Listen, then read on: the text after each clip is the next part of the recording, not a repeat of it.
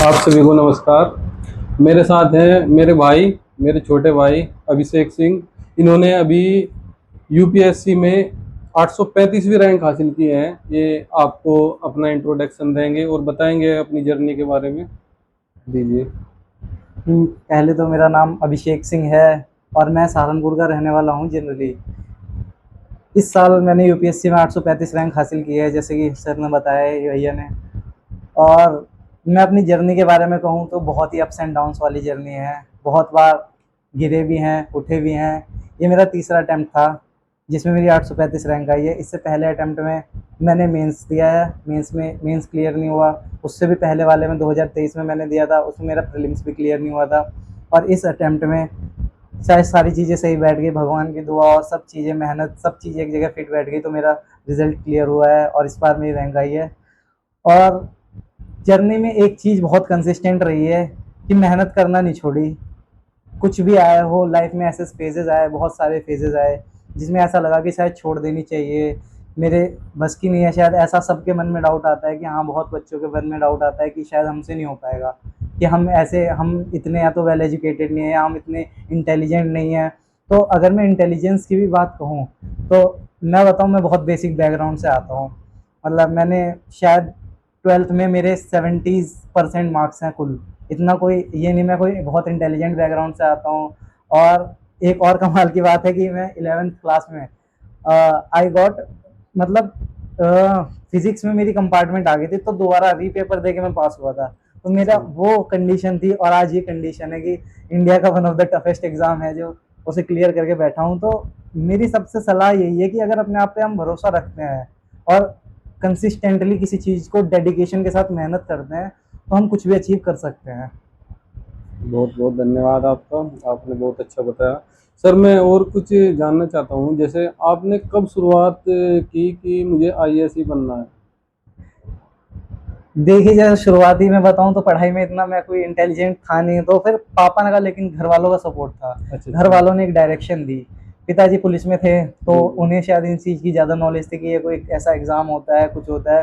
तो उन्होंने मुझे इस डायरेक्शन दी कि आपको यूपीएससी की तैयारी करनी चाहिए। उन्होंने मुझे ये चीज़ सजेस्ट करी। अच्छा फिर अच्छा। इसके बाद मैंने पहला अटेम्प्ट जो मैंने दिया, कोविड के दौरान भी आ चुका था। 2023 में मैंने पहला अटेम्प्ट दिया तो खुद से पढ़ाई करी थी, जिस कारणवश मेरा इतना हो नहीं पाया, वो क्लियर नहीं हो पाया। फिर इसके बाद मैंने कोचिंग करी।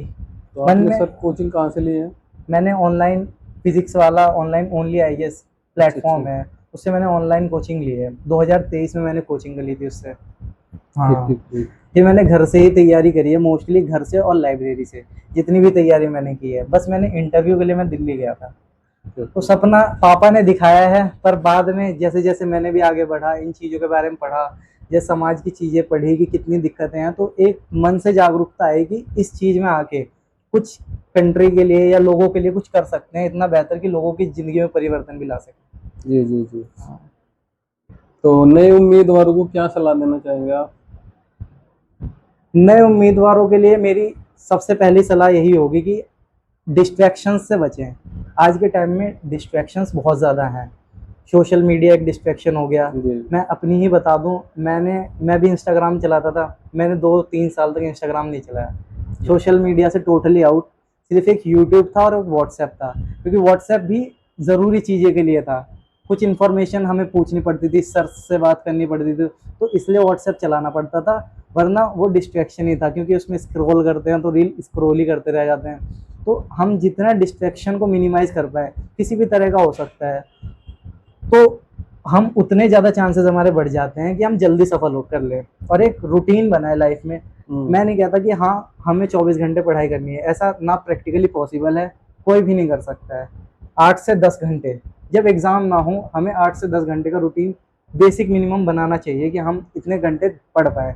और खैर, जैसे जैसे एग्ज़ाम आता रहेगा, आप लोग पढ़ते रहेंगे कोई भी, उसके बाद उसमें खुद वो आया जाएगा कि वो 12 घंटे भी निकाल लेगा। जब उसे ज़रूरत लगेगी कि वो 12 घंटे पढ़ना चाहिए तो वो इतना पढ़ लेगा।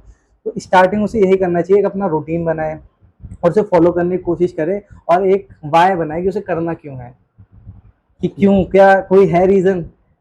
अगर ये स्ट्रांग होगा, जितना स्ट्रांग उतना, क्योंकि जर्नी बहुत बड़ी है, इसमें हम्म। मोटिवेटेड रहना बहुत ही मुश्किल है कई बार, क्योंकि एक फेज ऐसा है, प्रीलिम्स 1 साल के लिए आप तैयारी करोगे प्रीलिम्स क्लियर होगा, फिर उसके रिजल्ट तक वेट करोगे, मेंस होगा 3 महीने बाद, पूरा प्रोसेस साल भर का है। तो 1 साल तक आपको मोटिवेटेड रहना है पढ़ाई के लिए, आपको पढ़ाई करनी है। तो उसके लिए वाई होना बहुत इंपॉर्टेंट है। जैसे मेरे लिए मेरे परिवार थे मेनली, मेरे पापा, और कुछ ऐसी कंडीशंस भी घर में देखी थी, तो फिर एक मन में था कि कुछ करना है और ये सब चीज़ें हटानी है, और दूसरा ये भी था कि कुछ सोसाइटी के लिए भी करना है, ये भी मन में था। तो ये होना बहुत ज़रूरी है। कोई भी नई तरीके से स्टार्ट करे, वो मन को पहले अच्छे से बनाए और एक रूटीन लाइफ का लाए। बस। अच्छा, जैसे हर की जो कोई आदमी कामयाब होता है उसके पीछे किसी न किसी का हाथ होता है, तो आपके पीछे किसका हाथ है? मैं कहूँगा मेरे पेरेंट्स का बहुत बड़ा रोल है, क्योंकि उन्होंने मुझे कभी प्रेशराइज़्ड फ़ील नहीं कराया, क्योंकि जैसे मैंने कहा ये मैं फ़ेल पहले भी हो चुका था, पर उन्होंने ये नहीं कहा कि यार तुम क्या करते हो यार, तुम पढ़ते नहीं होगे, क्या करते हो?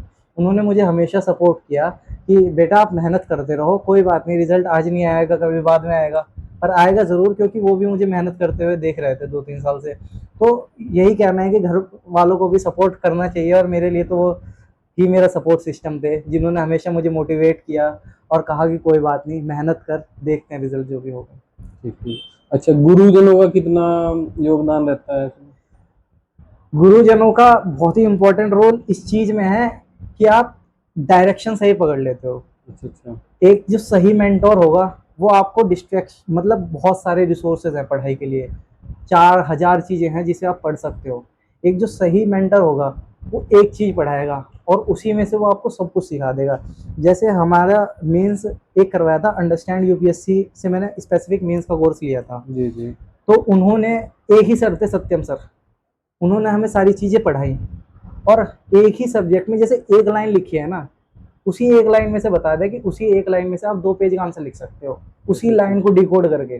तो ये गुरु का ही रोल है कि हाँ, उन्होंने ये बताया कि आप लिमिटेड पढ़ के कैसे मैक्सिमम आउटपुट दे सकते हो, और वरना तो बहुत कुछ है ही पढ़ने को। अच्छा, तो जैसा कोई टेक्निक है याद रखने की, जैसा बहुत सारा सिलेबस है और ऐसा लगता है कि ये सारा सिलेबस क्लियर हो पाएगा नहीं 1 साल में, तो क्या सिलेबस के अकॉर्डिंग चलना चाहिए या कुछ खास-खास क्वेश्चनों पे ध्यान देना चाहिए?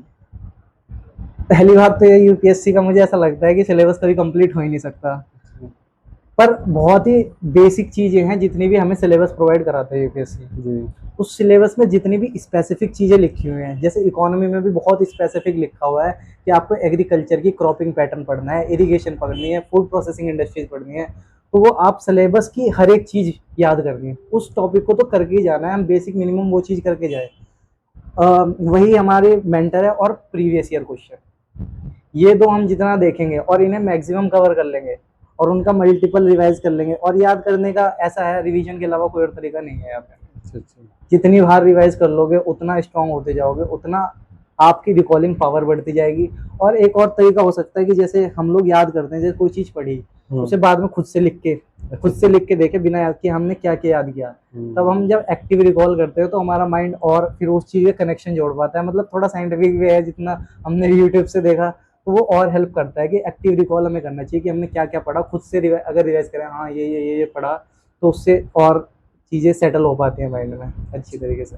और एक राइटिंग का बड़ा रोल रहता है यूपीएससी में लिखने का, तो आपने प्रैक्टिस की थी लिखने की? हाँ, बहुत ज़्यादा। अच्छा। हाँ, क्योंकि एग्ज़ाम में एक दिन में हमें 40 क्वेश्चन लिखने हैं, हाँ।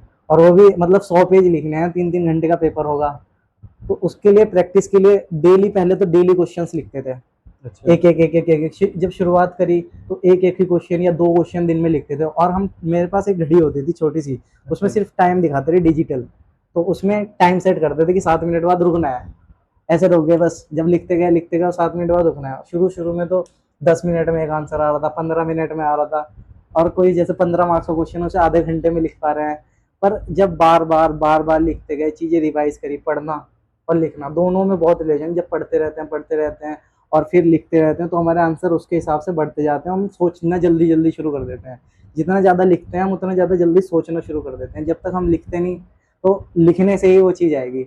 लगातार फिर एक दिन में, याद है हमने शायद 60-60, 70-70, 80-80 क्वेश्चन भी लिखे हैं फिर एक टाइम पे। अच्छा, हाँ। तो फिर तो उंगली भी दुख जाती होगी। हाँ, हाँ, उंगली उंगली बहुत दुखती थी, मतलब एक ये 2-3 उंगली बिल्कुल ही बहुत ज्यादा दुख जाते थे, क्योंकि एक टाइम यहाँ से पकड़ते थे, यहाँ बहुत दबती थी ये वाली उंगली, हम्म। और ये नीचे लगी रहती थी। तो बस यही है। एक और तरीका था, मुंह लेकर रखते थे पेपर में, अच्छा अच्छा। कि एक पेपर जब होता था तो हाथ में मुंह लगा लिया करते थे अगले पेपर के जिससे लिए, कि कि हाँ दर्द जिससे हुआ दर्द तो हो तो मैनेज हो जाए। हाँ, ये तो है। पर प्रैक्टिस प्रैक्टिस बहुत ज्यादा जरूरी है, उसकी प्रैक्टिस के बिना पॉसिबल बहुत, मतलब रेयर चांसेस है, हो भी सकता है, पर आप जैसे अपने चांसेस तभी बढ़ाओगे जितनी ज्यादा आप प्रैक्टिस करोगे। अच्छा, तो आप किसे अपना आइडियोलॉजी समझते हैं कि मतलब किसे ज़्यादा महत्व देते हैं कि हाँ भाई, जैसा डॉक्टर बी आर अम्बेडकर हो गया हम्म। और उन्होंने क्या किया देश के लिए, तो इस प्रकार से आपका कोई है? मैं आइडियोलॉजिकली बहुत लोगों से प्रभावित हूँ, सिर्फ अंबेडकर जी को मैं बहुत ज़्यादा मानता इसलिए हूँ, उनकी तो बल्कि मेरे कमरे में एक तस्वीर थी तो उन्हीं की थी, और उसमें एक बात लिखी रहती थी, मैं वो पोस्टर लगा के रखता था, life should be great rather than rather long. Than long. हाँ, ये मैं अपने कमरे में लगा के रखता था, ये मुझे बहुत मोटिवेट करता था कि लाइफ में कुछ, इसका मेरे लिए ये मीनिंग था कि जीवन लाइफ में लंबा कुछ, ना हो गए, महान हाँ, होना चाहिए, है ना? महान में भी कि मतलब कुछ मीनिंगफुल लाइफ हो, ये नहीं कि हम लोग बस लाइफ एक तरीके से जी रहे हैं कि बस हो रहा है सब चीज़, हमें इसे मीनिंगफुल बनाना है कि और लोगों के लिए भी कुछ कर पाए और कुछ खुद को भी ऐसे हासिल कर पाए जिससे एक लॉन्ग टर्म हैप्पीनेस मिले। और अम्बेडकर जी के बारे में तो जितना कह दें वो कम है, उनकी वजह से आज हम हैं, मैं तो यही मानता हूँ कि अगर वो फाइट ना करते हम लोगों के लिए तो शायद आज हम यहाँ कुछ कहने लायक ना होते। तो उनकी फाइट है, और मेरे हिसाब से जो उन्होंने फाइट करी है, हम सबको जितने भी हम लोग हैं हमें कंसिडर करना चाहिए और इस हिसाब से पढ़ाई को लेना चाहिए, क्योंकि उन्होंने भी पढ़ने के पे बहुत ज़्यादा इंपॉर्टेंस दी है, और पढ़ाई को हम बोझ ना लेके, मेरा मानना ये है पढ़ाई को एक माध्यम माने, एक ये मीडियम है हमें बिल्कुल। कुछ और करने का, वो जरिया है अपनी लाइफ भी सही करने का, अपने पेरेंट्स की भी, और साथ में दूसरों की भी लाइफ पे आप तभी कुछ कर सकते हो जब आप अपने आप को कुछ कर लोगे, और वो पढ़ाई सबसे बहुत ज़्यादा कामों में से एक आसान रास्ता है कि जिसे हम कर सकते हैं। तो आपकी हॉबीज क्या क्या रही है जिससे कि आप अपनी पढ़ाई पे कंटिन्यू लगे रहे?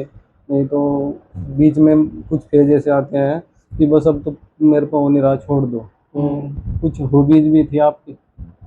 हाँ, मैं मेडिटेशन करा करता था, और शायद उस चीज़ ने मुझे बहुत हेल्प करी, क्योंकि जब हम, मैंने जितना भी अपने आप को भी देखा है, जब हम परेशान होते हैं तो हम लोग बहुत सारे चीज़ें सोचने लग जाते हैं, 100-200 थॉट, और वो लगातार चलते रहते हैं जिसकी वजह से नींद नहीं आती, परेशान होना होता है।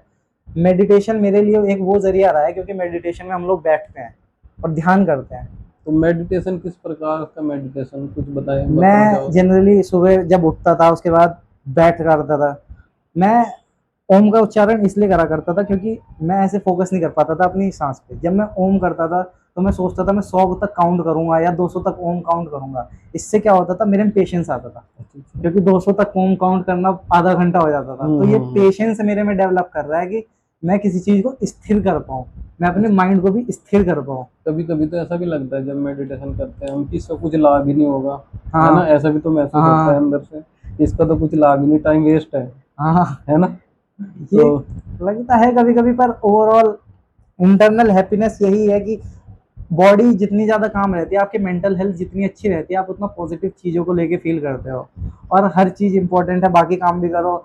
मेडिटेशन ओवरऑल लाइफ में बैलेंस बनाती है, मेरा मानना तो ये है। और खाने पीने की क्या दिनचर्या रहती थी आपकी? मैं सुबह खा के जाता था, घर से नाश्ता करके जाता था, पूरे दिन लाइब्रेरी में रहता था, और रात को खाता था। मैं 2 टाइम खाना मैंने बहुत कम कर दिया था अच्छा इस दौरान, कि दो सिर्फ 2 टाइम खाना। मैं जनरली मैं डेयरी, मतलब सब नॉर्मल लोग 3 टाइम खाते हैं, तो हाँ ठीक है, हाँ। मतलब वो इंडिविजुअल प्रेफरेंस है, ठीक और है। उसका नहीं कि किसी को खाना छोड़ देना चाहिए, मैं ये नहीं कहूँगा, सबकी अपनी व्यक्तिगत सोच है वो। पर मुझे जितना समय लगता था और मुझे जितना सफिशिएंट लगता था कि हाँ इतने मेरा हो रहा है, तो मैं उस टाइम फिक्स था, सुबह खा के लाइब्रेरी में जाना, पूरे दिन लाइब्रेरी में रहना, रात को आगे। और एक बात और, मैंने घर आगे शायद कोई दिन होंगे 1-2 या 1 हफ्ता कि मैं कभी घर आके पढ़ा हूँ, मैं सिर्फ लाइब्रेरी पढ़ा। पढ़ाई की चीज़ पढ़ाई तक रखो, जिस टाइम पर लेकिन तुम पढ़ाई कर रहे हो ना, उस टाइम पे आपका फोकस टोटली पढ़ाई पे होना चाहिए, और चीज़ों पे कतई नहीं होना चाहिए। और जब आप उस चीज़ से निकल रहे हो तो आप कुछ भी करो, वो एक आपकी पर्सनल लाइफ है। हाँ, बहुत अच्छा लगा आपसे बात हाँ, करके, मुझे भी और आपसे चलिए, थैंक यू। आपके अंदर की जो एनर्जी है वो बहुत ही अच्छी है कि इतना अच्छा आपने बताया शुरू से आखिर तक, अच्छा, जैसा कभी कभी तो मन ये करता है कि हाँ मैं कर जाऊंगा, और कभी कभी ये होता है कि मैं नहीं कर पाऊंगा। हाँ, इसके इस वाले फेज को कैसे निकले बंदा इससे? ये फेज हाँ बहुत ही इम्पोर्टेंट है। मैं कई बार रेस्ट ले लिया करता था, अभी कभी कभी मैं बहुत ज्यादा परेशान हो जाता था तो मैं रेस्ट दे दिया करता था कि अभी कुछ टाइम अपने आप को आराम दो। मैं फैमिली के साथ बहुत ज्यादा फिर टाइम बिताने लग जाता था। ठीक है। तो मेरा फैमिली बहुत बड़ा सपोर्ट सिस्टम इसलिए रहा है क्योंकि मैं कभी भी जब परेशान रहा हूँ तो मुझे घर वालों ने बहुत सपोर्ट किया है इस चीज़ के लिए कि कोई बात नहीं, तू परेशान ना हो, खाली भी रहा कोई बात नहीं, कुछ दिन आराम कर ले। और एक और चीज़ थी, जब मैं ऐसा कभी कभी लगता था पढ़ाई से भी क्या हो रहा है, पढ़ने का मन नहीं कर रहा है, हम्म। तब मैं अपने मन को ऐसे कह दिया करता था, तू बस पढ़ ले, याद करने के लिए ना पढ़, या कुछ आउटकम निकले ना निकले। क्योंकि हम जब पढ़ते हैं ना हमें डर तब लगता है जब हम आउटकम की सोचते हैं हाँ। कि यार आउटकम नहीं आ रहा, हमें याद नहीं हो रहा। पर अगर हम ये सोच ले कि याद भी नहीं करना, बस पढ़ ले, तेरा काम है। अच्छा। मैं एज अ वर्क बहुत मैंने सोचने की कोशिश करी, क्योंकि एक टाइम पे आके हम जॉब भी करते हैं तो 8 घंटे की जॉब करते हैं ना। तो जिस टाइम हम पढ़ रहे हैं हम वो 8 घंटे की अपनी जॉब के नहीं बना सकते कि हम ये हमारी 8 घंटे की जॉब है पढ़ाई की, अब इस टाइम हमें पढ़ना ही है। क्या अगर हम जॉब करते हुए हमारा दोस्त हमें फ़ोन करेगा कि भाई चल वहाँ चल रहे, तो हम जॉब छोड़ के नहीं जाएंगे? तो हम पढ़ाई छोड़ के कैसे जा सकते हैं? या पढ़ाई कम प्रायोरिटी की चीज़ है?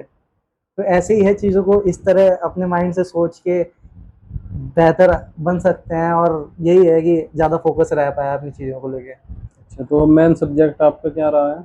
मेरा main subject political science international relation का है। हाँ, तो उसमें आपके कितने आए हैं नंबर? मेरे उसमें आए हैं, मेंस में मेरे ओवरऑल मार्क्स हैं 729, अच्छा अच्छा। और मेरे ऑप्शनल में मार्क्स आए हैं 243। ठीक है। वैसे 500 में से हैं, बट यही है डिसेंट स्कोर, 50% वाला टॉप करता है यूपीएससी में, ये हम्म। ट्रेंड है।